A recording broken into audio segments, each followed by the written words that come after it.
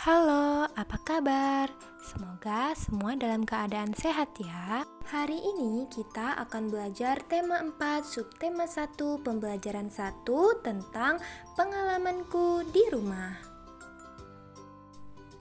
Setiap orang memiliki pengalaman. Pengalaman dapat diperoleh di mana saja, seperti di rumah, sekolah, tempat bermain, dan tempat berwisata. Ini adalah gambar pengalaman Benny di rumah bekerja bersama keluarga. Benny dan keluarga bekerja membersihkan kebun bunga. Dan ini pengalaman Benny di sekolah, pernah menang lomba. Benny menang lomba baca puisi. Ini adalah pengalaman Benny bermain galah asin. Permainan galah asin dilakukan di lapangan. Dan ini adalah pengalaman Benny di tempat wisata. Benny pernah pergi ke Raja Ampat. Saat liburan, Benny asyik membantu di rumah. Benny membantu ibu, ayah, dan kakak. Benny membantu ibu memajang jam dinding. Ibu minta tolong mengganti baterainya. Jam dinding terjatuh saat dijangkau. Benny minta maaf kepada ibunya. Perhatikan percakapan Benny dengan ibunya berikut ini ya. Benny, coba lihat jam dinding di rumah, nak. Iya, Bu. Benny melihat jam dinding. Wah, jarumnya berhenti bergerak, Bu. Kalau begitu, apa yang harus dilakukan? Benny harus mengganti baterai dengan yang baru, Bu. Maukah Benny mengganti baterainya? Mau, Bu. Benny naik di atas tangga. Hati-hati ya, nak. Iya, Bu. Saat menjangkau jam dinding, Benny kurang hati-hati. Wah, jamnya retak. Maafkan Benny, Bu. Benny kurang hati-hati dalam mengambil jam dinding, sehingga jam dinding terjatuh. Iya, nak. Ke depannya, Benny harus lebih hati-hati dan tidak perlu tergesa-gesa. Nah, berdasarkan percakapan Benny dengan ibunya tadi, sekarang perhatikan pertanyaan berikut ini ya. Yang pertama, apa yang terjadi dengan jam dinding? Ya, jawabannya jam dinding terjatuh dan retak. Selanjutnya, siapa yang mengambil jam dinding? Ya, benar, jawabannya adalah Benny. Benny membantu ibu mengambil jam dinding. Selanjutnya, mengapa jam dinding terjatuh? Ya, karena Benny kurang berhati-hati saat menjangkau jam dinding, sehingga jam dinding terjatuh. Terakhir, apa yang dilakukan Benny kepada ibunya? Ya, betul. Benny meminta maaf karena kurang berhati-hati, sehingga jamnya terjatuh dan rusak. Benny meminta maaf karena berbuat kesalahan. Apakah kalian pernah meminta maaf saat melakukan kesalahan? Ya, sebaiknya jika kita melakukan kesalahan, kita selalu meminta maaf kepada orang tersebut. Ungkapan permintaan maaf merupakan kalimat yang dikemukakan seseorang untuk meminta ampunan atas suatu kesalahan yang telah ia lakukan. Ungkapan permintaan maaf ini juga kalimat yang berisi permintaan agar diberikan keringanan dari tuntutan, denda, dan semacamnya. Contoh ungkapan permintaan maaf yang pertama, hai, maaf ya, aku datang terlambat. Tadi ada nenek-nenek yang perlu bantuan untuk menyeberang jalan. Yang kedua, maaf ya, aku sudah menghilangkan pensilmu, tapi aku janji besok akan aku ganti. Nah, itu adalah beberapa contoh ungkapan permintaan maaf. Jadi, dalam mengucapkan ungkapan permintaan maaf itu, kalian juga harus menjelaskan alasan kalian mengapa hal tersebut bisa terjadi. Benny teringat tugas dari gurunya. Tugasnya mengukur panjang benda-benda yang ada di rumah. Benny ingin mengukur panjang jam dinding. Perhatikan gambar berikut. Menurut kamu, berapakah panjang jam dinding ini? Sebutkan alat yang digunakan untuk mengukurnya. Ya, alat yang digunakan adalah penggaris. Penggaris juga disebut dengan mistar. Pernahkah kamu menggunakan penggaris? Sebutkan benda yang pernah diukur dengan penggaris. Sebutkan satuan ukuran yang ada pada penggaris. Nah, untuk menjawabnya, perhatikan percakapan antara Benny dengan ibunya berikut ini ya. Bu, apakah nama satuan pada penggaris? Benny lupa nama satuannya. Satuan ukuran pada penggaris adalah sentimeter. Sentimeter disingkat dengan cm. Bagaimana cara menggunakannya, Bu? Cara menggunakannya adalah sebagai berikut. Ukur benda dimulai dari angka 0. Angka 0 pada penggaris harus lurus dengan pangkal benda. Terima kasih, Bu. Jadi, kita dapat mengukur panjang benda dengan menggunakan alat ukur panjang. Ada alat ukur baku dan tidak baku.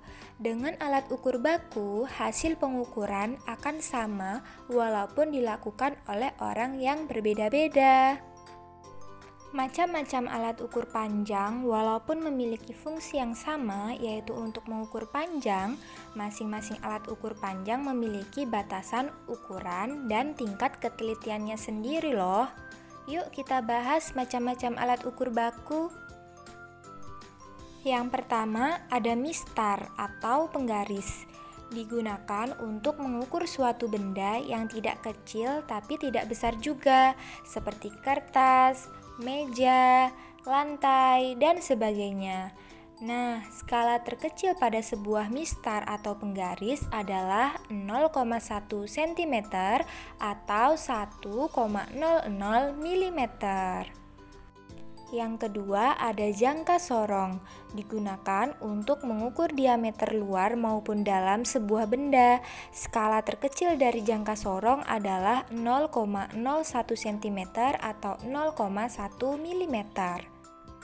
Ketiga ada meteran, digunakan untuk mengukur objek yang besar seperti tanah dan bangunan. Meteran memiliki beberapa satuan, ada milimeter, sentimeter, feet, atau inci. Panjangnya mulai dari 3 meter, 5 meter, 10 meter, 30 meter, hingga 50 meter. Yang terakhir ada mikrometer sekrup, memiliki skala terkecil 0,01 mm. Alat ini digunakan dalam pengukuran panjang suatu benda yang kecil, seperti mengukur panjang atau ketebalan plat-plat aluminium yang tipis, ketebalan kertas, ketebalan kawat, dan lain-lain. Sedangkan contoh alat ukur tidak baku yaitu ada jengkal atau telapak tangan, langkah kaki, hasta, dan depa. Nah, sekarang kita akan belajar cara mengukur benda dengan penggaris. Yang pertama, ukur benda dimulai dari angka 0. Kedua, angka 0 pada penggaris harus lurus dengan pangkal benda. Yang ketiga, lihat angka terakhir di ujung benda. Nah, seperti di gambar berikut ini ya, kita akan mengukur panjang sebuah pensil menggunakan penggaris. Yang pertama, kita letakkan pangkal pensil di angka 0. Kemudian kita lihat ujung pensil berada pada angka berapa, yaitu ada di angka 13, sehingga panjang pensil adalah 13 cm. Nah, untuk lebih jelasnya, mari kita perhatikan video berikut ini. Kita akan mengukur sebuah benda, yaitu rautan pensil. Kira-kira berapa panjang rautan pensil ini? Nah, pertama kita letakkan pangkal rautan pensil di angka 0. Dan kita lihat ujung rautan pensil ada di angka berapa? Ada di angka 1. Nah, sehingga panjang rautan pensil ini adalah 1 cm. Selanjutnya, ada penghapus. Kita akan mengukur berapa panjang penghapus ini. Yang pertama, kita letakkan pangkal penghapus di angka 0, kemudian kita lihat ujung penghapus ada di angka berapa, yaitu ada di angka 4, sehingga panjang penghapus ini adalah 4 cm. Selanjutnya ada pensil. Kita akan mengukur berapa panjang pensil ini. Yang pertama, kita letakkan pangkal pensil di angka 0. Kemudian kita lihat ujung pensil menyentuh pada angka berapa, yaitu angka 14, sehingga panjang pensil adalah 14 cm. Bagaimana sekarang sudah bisa mengukur panjang benda menggunakan penggaris? Kalau sudah, cobalah kalian mengukur benda-benda di sekitarmu menggunakan penggaris. Kemudian tuliskan hasil pengukuranmu di buku tulismu. Sekarang kamu sudah dapat mengukur panjang benda di sekitarmu. Sekarang perhatikan gambar berikut. Pilihlah benda yang dapat diukur dengan penggaris. Berikan tanda centang atau checklist pada gambar berikut. Mari kita perhatikan gambar berikut ini. Yang pertama, ada gambar sebuah kotak tisu. Menurut kalian, apakah kotak tisu dapat diukur menggunakan penggaris? Ya, jawabannya betul sekali. Kotak tisu dapat kita ukur menggunakan penggaris.